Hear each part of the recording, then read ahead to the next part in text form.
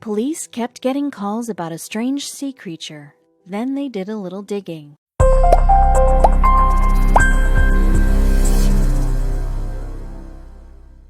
You hear about monsters lurking in murky lakes or slimy bogs, but never in Broad Cove, the peaceful waters located in Wareham, Massachusetts.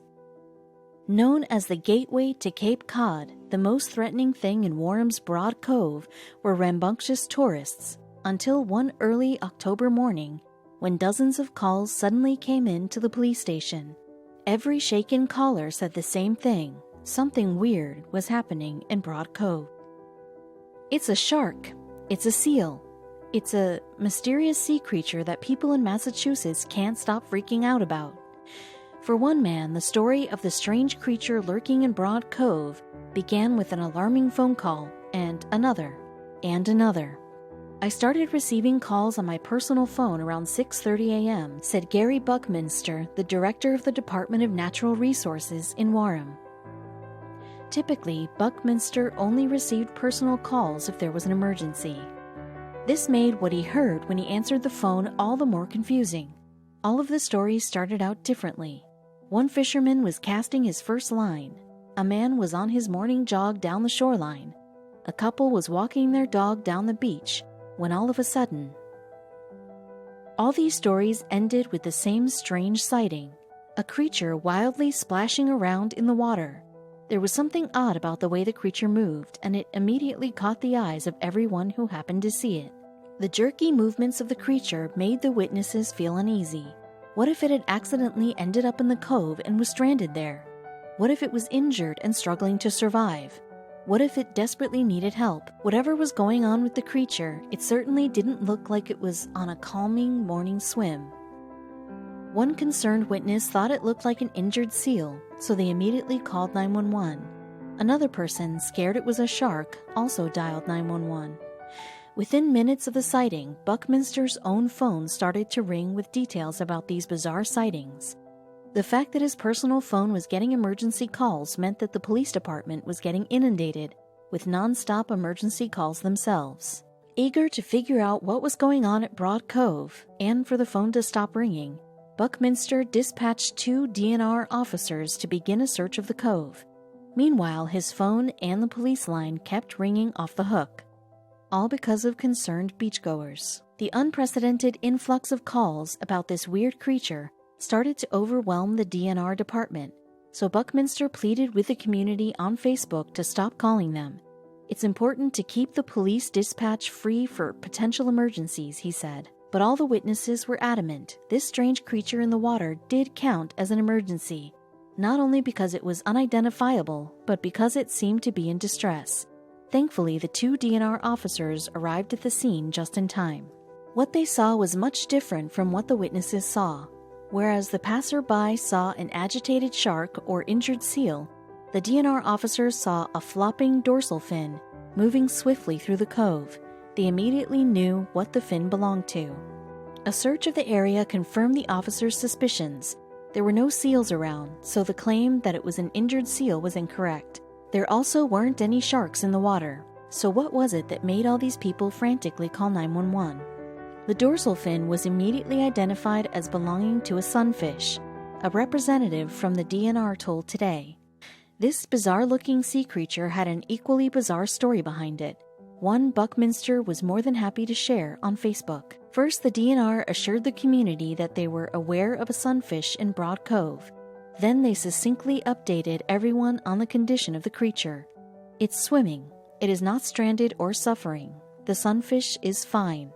After the hectic morning fielding dozens of phone calls from the concerned citizens, the DNR couldn't help but poke fun at the community. Don't be jealous just because it's not swimming weather anymore, they added before pleading with the community one last time. Please stop calling the police department about this sunfish, they begged. Departmental annoyance aside, randomly spotting a creature as weird-looking as a sunfish in the water could freak anyone out. After all, their weight alone is staggering. One of the heaviest bony fishes in the world, it makes sense why sunfish, which can grow to 11 feet long and weigh up to 5,000 pounds, are often mistaken for sharks. That said, this particular sunfish in Broad Cove was a little different from the average specimen. The sunfish in Broad Cove was on the smaller side since it weighed approximately 150 to 250 pounds. According to the DNR, sunfish usually eat fish larvae, squid, and crustaceans. So how exactly did this squid-eating creature end up in the relatively shallow waters of Broad Cove? With the large tides we have been having mixed with the impending migration to warmer wintering ground, sunfish sometimes end up in tricky areas and are in need of some human intervention, according to the DNR. Luckily, this wasn't necessary. There were no signs of stranding or of the fish being in distress, the DNR asserted. We are happy to report that it appears the sunfish has left Broad Cove. No one was happier to see the sunfish go on its merry way than definitely not a morning person, Buckminster. It probably won't be the last time a sunfish finds itself in Broad Cove. Ocean currents sweep many unsuspecting creatures in odd directions, landing them in unexpected places, including land. When a Washington police officer got a call from a concerned citizen, he immediately knew something was wrong. Well, not wrong exactly, just out of place. "It just doesn't sound right," said Troy Brightbill, the chief criminal deputy at the sheriff's office. When he first heard the strange story called in by a truck driver, he was skeptical at best. Dispatchers had trouble understanding the driver's story. Someone made a wrong turn. Were they hurt?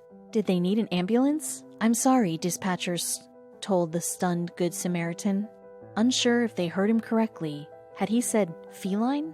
No, the driver asserted. Something far bigger than a cat was in the middle of the road, and when the dispatchers finally understood what he was seeing, they immediately alerted the authorities and Washington's Department of Fish and Wildlife. When police arrived on the scene, they heard the weirdest sound yet: roaring.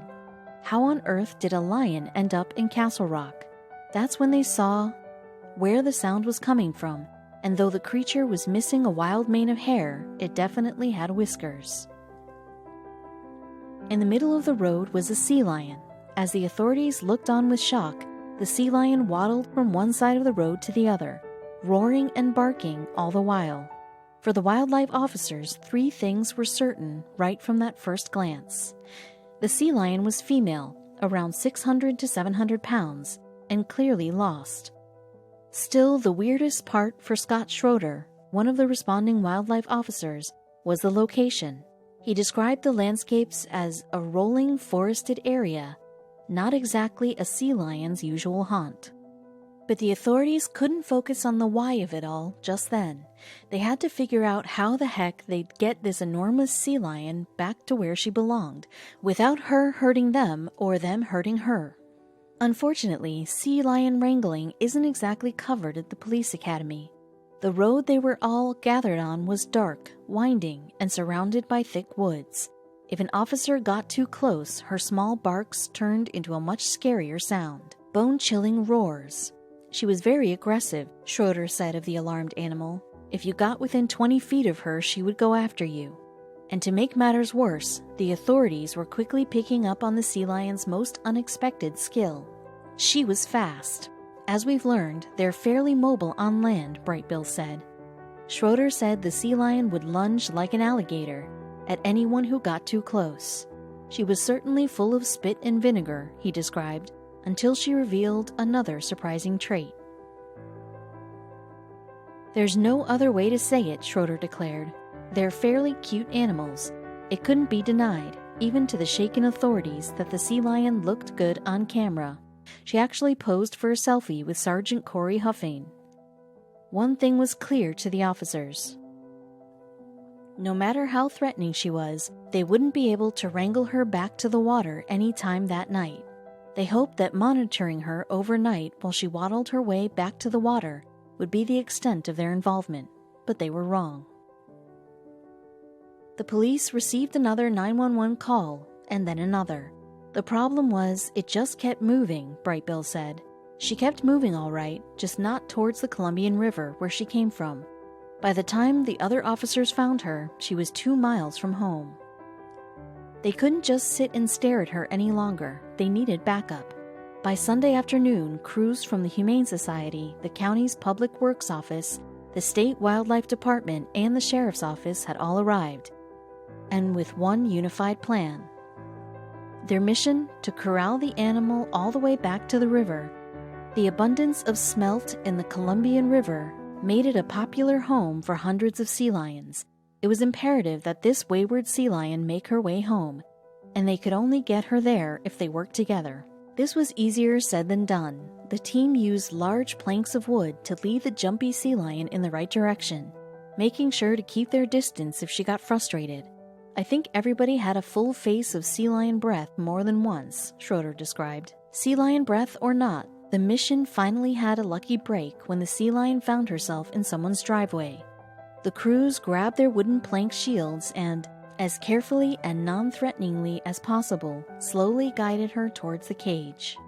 The crews worked slowly in hopes that doing so would keep the lion from lashing out. She inched closer and closer to the cage, and for a moment the authorities could almost taste victory, until she suddenly veered off course. But as quickly as she'd turned, she was right back where they wanted her to be, inside the cage. Finally, the sea lion was off the road and out of harm's way.